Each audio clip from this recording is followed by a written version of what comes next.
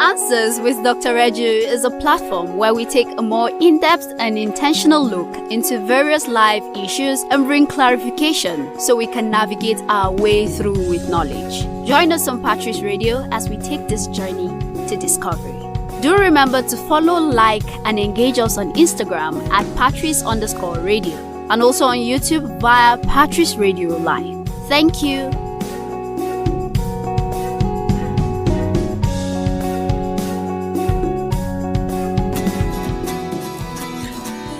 Better Nigeria. Is it a myth or do we keep hoping? Nigeria is a highly religious country. How come corruption thrives? Why is adoption not encouraged in Nigeria? Is there a future for the Nigerian youth? Being rich and famous, is that the only drive to be an artist? What makes a great nation? Is it the leaders? What about the people? This is Answers with Dr. Reju. Hi, my name is Onari, and this is Answers with Dr. Reju, where critical life issues are clarified. Now, on this episode, we've come back to family values and how it, transcends to the large society. On this week's episode, we're going to continue, from honesty. That was where we were, honesty. And I have my two panelists today in the studio. Obi Brown, good to have you. You're trying to give me that peace sign again. And newest, I have to introduce this new panelist. We've been trying to get him to come here, but he's in our back room, just putting us together. Matthew Okwe, it's good to have you this evening. Thank you, Onari. And I have our main resource person, our chief resource person, Dr. Reju. It's good to have you. Thank you, Onari. Okay, so I'm going to let Matthew take it from here. Matthew. All right, Dr. Reju, we were looking critically at the values. You expatiated on a lot of them, and I kept wondering, what about the values we learn from the church? The values we get from, say, way back in school, then social studies. They teach us about patriotism, generosity. Now, do all of this come together to helping parents, especially? Build values that are, that transcends them, that will help develop the children, especially how they express themselves in the society. Yeah, they actually work together. In fact, they are actually complementary. It's like the parents sort of initiate it because they are the ones that these children have the first contact with. Now, when you take it from the home to the church, right, for instance, you discover that the children are exposed to an authority that even the parents are submissive to, right? And then you want to put the God factor in it, to sort of reinforce that authority, because it's like you say, don't do this. The next question is, who said so? You put the personality of God behind that to sort of, put a steel in it, so it further gets grounded now that you put the spiritual, the God kind of thing in it, so that it's now, it brings that level of reverence that this is sacred. This is something I have to do in obedience to God, not just in obedience to my parents. So what the church does, sort of continue from where the parents left off. Now you spoke about school. Now, when they get to school, the things they also learn, in school, they now also have the motivation to do it because of the reward, right? Okay. Because of the reward of academic progress. And so they sort of work together. That's why, from home, it's a family. When you go to church, it is called the community of the faithful. By the time you get to school, it's another kind of family, because as I said before that most teachers, right, in those days, these are things that they take it. There is always this sort of collaboration between teachers and parents. It's still very much in our schools today, but how they function, the effectiveness is questionable, where you have parent-teachers association. That's where those kind of things come from, because there must be, like I said on this program maybe last week or 2 weeks ago, that it is not the job of a school to educate a child. It is the job of a parent, but the parent delegate that to the school, and there is what the school brings to it in terms of a reward, maybe for grade, for academic excellence and things like that. So there is a bigger reason now to be submissive to those kind of things. I mean, it's in school you learn, things like orderliness, really in the real sense of it. I mean, the secondary school where I went to, if you cross the lawn, you are in trouble, right? That's where we were, taught that you have to, learn something about lingua franca, that the language in the school is English. If you speak your vernacular, there is a kind of a punishment. So that's another phase of it. So they sort of work together. And that's what makes a rounded individual. If you listen to any kind of person who doesn't have anything to say about the parents, who doesn't have anything to say about the pastor, who doesn't have anything to say about the teacher, that person naturally will lack these family values that we're talking about. Obi. Yeah. So, Dr. Reju, hearing you speak, I'm thinking about some of the values that I had, when I lived in my parents' house. Yeah. And how I have, in my interaction with society, with probably church, media, some of these values, I have looked at them again, and maybe I have some reason to question them, which you'll talk about that. For instance, as an Igbo guy, right? I saw my parents, for instance, go home, right? Get back to the village to start building a house. Okay. Even at the time that maybe we didn't have a lot, solid financial muscle, but so it looked like that was a family value. It's like, rather not a family value, but a value, of where I come from, my tribe. You have to build a house at home, that kind of thing. But I now look at it again and I'm like, okay, is this really right? I'm not sure yet, but then I now have to pass some values down to my kids, right? Or to create my own family values. Yeah. So, where is that fluidity of what the kind of values we learn in our homes and the kinds of values we begin to bequeath when we have our own Fantastic homes, right? Question, Obi. Yeah. Because values get refined with time, and values are also contextual.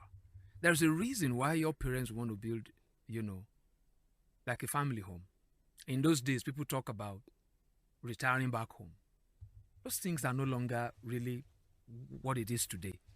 If you want to go and build a house at home now, you first of all think in terms of economic, the economic significance of that. How many times do you really visit? I know, in those days, living in Lagos, most people go to their villages every Friday. Yeah, they visit home every weekend. They work in Lagos, they go home every weekend. In fact, there's a particular tribe, there's a particular, I don't want to mention, but they have this, in fact, they have a club back home where all of them, they converge every weekend. But is that still the same? Now, going home, there's really nothing wrong with that, but that's no longer the reality. But so when we are talking in terms of values, that I won't call that a value. That's just a practice. Okay. It's just a tradition. Which many times development, civilization can make those things no longer relevant, but it doesn't still, but if I want to look at it in terms of value, I will look at it or maybe on a bigger level of, I don't want to get disconnected from my source, right? But I don't need to go there to be connected. Now, I don't need to go there. If I want to be in touch with my parents, we can Skype, we can do FaceTime, we can do all those kind of things. So I don't need to be there. We can do a lot of virtual connection. So that to me, I would not say that, because if any of my friends today now says we want to go and build a house at home, I'll say, wake up, boy. Why are you wasting the money? Why are you wasting it? Because the house gets there, you don't live there. If anybody is going to live in the house, you can't charge any meaningful rent. I remember a very funny story when, somebody died and they said they were going to bury the man inside the house, not in the cemetery. And the kids kicked against it. They said, no, because the house is in Lagos. The tradition is they want to be buried right in there inside their sitting room. The children said, no, it's going to devalue the property when they want to sell it. Yeah. It's going to devalue in Lagos. In Lagos, I mean, you build a house in Ikeja, you want to put a dead body, funny but profound. Yeah. Because times change. But you see, values are cherished ways of behavior, cherished ways of living that are not open to superior argument. These are values. Honesty is a value. Excellence is a value. Hard work is a value. So you cannot talk about that's just a tradition. It's a practice. Okay. That's a more. practice. Yes. Okay, That not a value. That's the way I'm going to situate that. Yeah. Okay. Yeah. So don't go build a house at home. What's the value? People will rent. They will even tell you they want to live in the house free of charge. Free of charge. And so that there will be life inside you give it to them. Exactly. Matthew, over to you. Continue. All right, Dr. Reju, we've been talking about values, and Yeah, that's what we're talking about. Yeah, and I've been wondering, we talked about modeling last week, how to pass on these values. Are there other effective ways to pass on these values aside modeling? Yeah, aside modeling is the key. Your actions are actually louder than the things you say. Now, when there is a consistency of words and action, it's so profound. And now, apart from that modeling, you want to take it further and you want to ensure consistency. And that you don't say this today and say, because they will ask, but you said, Yeah. Not like the know, English Effie. yeah. So you have to be consistent and then be persistent. Don't you ever think you are repeating it too much. Okay. Because like Obi was saying off air, we are, Anglicans in this family. My mother's own refrain is never forget the son of who you are, especially when you're going out. You must never blow hot and cold. The actions you took yesterday about a particular matter, because that's what integrity really is, which is a basic, family value. Integrity basically means that you are the same in every situation, so that you become now predictable. There was a time my dad was, he was like a weekend father. He comes home on Fridays, and we know the time the guy will come. When you hear the horn, it gets to a time when we go to play football. He doesn't like us playing beyond a particular time. Maybe if I'd allowed me, maybe I would have been. Maybe I'll be playing for Chelsea today. But we know the time. So I will call my brother. Look at the time. We have, because he must meet everyone at home. If he doesn't meet you, you don't debate the punishment. So there must be consistency. Parents want to be known for something. If there is, in any case, there is a change, there must be a valid explanation. Dr. Reju, I don't have kids yet, too, and I will soon. But it seems like a very hands-on, intentional state being a parent. It's very intentional. You can't blink an eye. It is very, very intentional. You see, that's why I said last week that, the world that's trying to redefine all these things, they are very intentional. They are very persistent. There's a level of, because if you are not persistent, if you are not consistent, then the conviction is not on, it's not on display. There was a time in this world, even on the streets of New York, right? Gays were killed. Today they are celebrated because of they were persistent, right? They kept at it. Now they are in everybody's face. It takes that sustained effort to be able to produce something. It's not something you have to go out of yourself to do. It's just lifestyle. But what if I don't have all those values myself? As in, I grew up without them. What if I'm helpless? Do you understand? Listen to Answers with Dr. And No, I am she's learning. very right. I'm She's learning, very right, but I'm not because- saying it for somebody out there that is in my position, and this is the first time on the show. Keep listening to Answers with Dr. Reju. Absolutely, because these things, we need to understand that the way forward for our society now is to go back. There's some things that worked, right? And we have changed it, and it's not working. We need to hammer this. So you're talking about those Methods. the Methods, methods we yeah. mentioned about, the modeling. We're talking about being consistent. We talk about also being persistent, and then it gets to that point where it is not in doubt what is being said here. It's not in doubt. When that child leaves home, he keeps hearing. He keeps hearing. You know, because again, like I said, I don't know if the question is going to come. We want to be mindful of the fact that these people that we are grooming, they are going to go into the larger society, because that's the whole essence of this discourse. Yeah. And when they get there, they are going to see some that corroborate what they've learned and one that are contrary. But because of the way they've learned it, they've tested it, and they've seen the result, they don't want any other. In fact, from Onari's question, right, I'm beginning to even realize that the parents themselves have to, they have to come to a point where they benchmark what kind of values they themselves. Yeah. Absolutely. Yeah. Because you And it can't also pass has to on be what you intentional. really don't You have to understand. It's stop not doing words. that. Yeah. That's why we talk about It's not words, modeling. though. Because if it's just words, you will have said something you won't know when you You do the opposite. you just do the opposite. You tell the child this kind of program is not good, and then you just switch it on. And Exactly. you are giggling. Exactly. Yeah. The moment you see that, you just Yeah. switch it off. Yeah.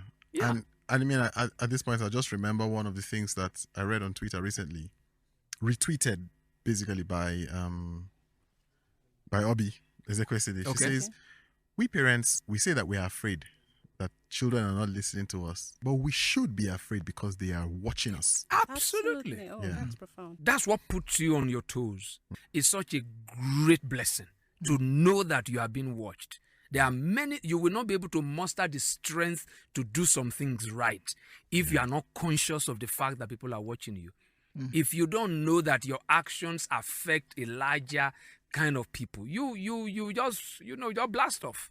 But if you know that people are watching you, then that puts a constraint on you. And every human being need a minimum level of constraint to be able to do right. So what happens when you have modeled all this for many years, and then you now take a look at the person you're modeling it for, and the person is not following you at all? Yeah. It's rare. I think that would be rare. It's rare, but it's a possibility. But it's a possibility. And for that, I would say that you have done all this right is not a guarantee.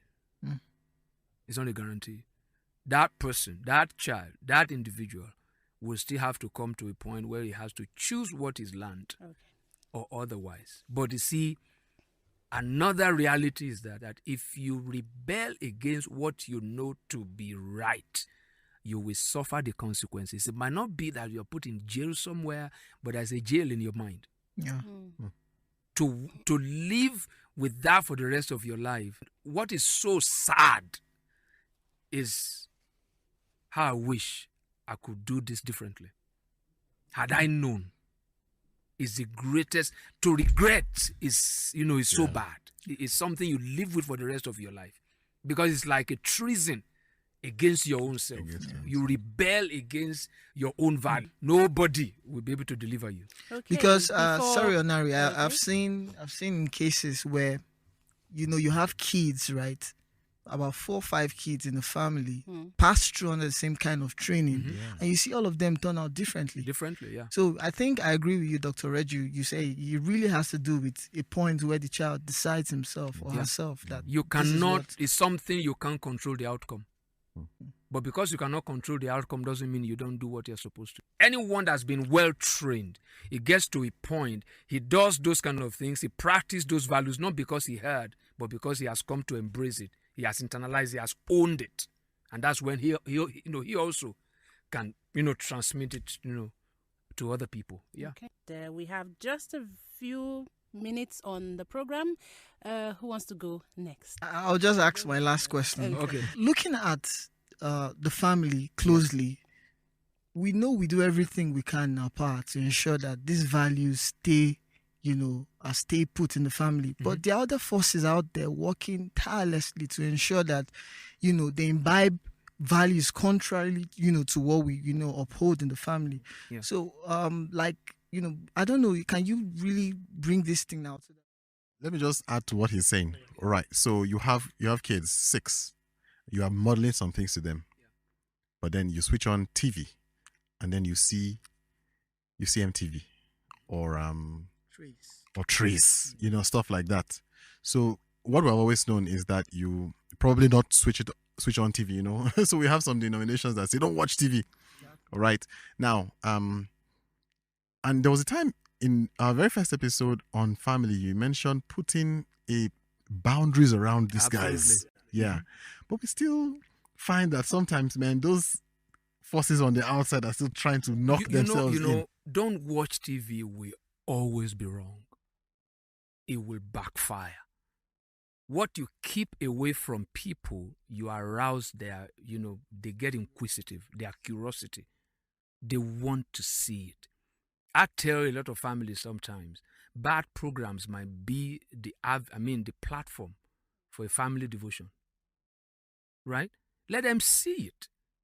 And then when they see it, it is seeing it, then you can now explain live with what is going on. You're not watching TV and you see a woman and a man want to kiss and then you switch it off. And the child will be curious. Somebody said about always looking for teachable moments as a parent. Absolutely. You see, I always say that today, I can tell you, I'm a very good driver. I learned highway code traveling with my dad.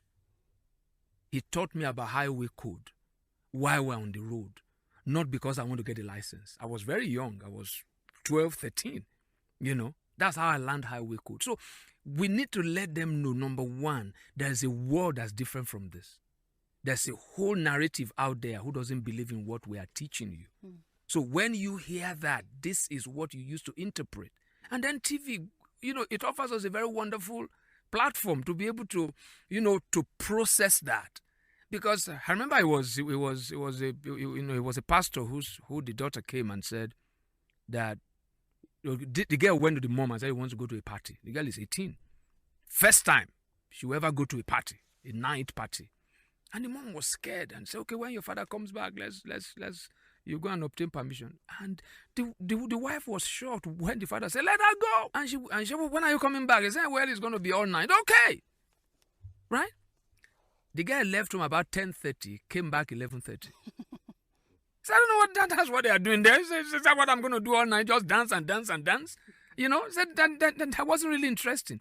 If they have kept her away from that party, it will still be something that she wants to discover. This is hard not to cry. Yeah, it will be something that she wants to discover. You see, many times parents they are not confident of what they have put in the kids.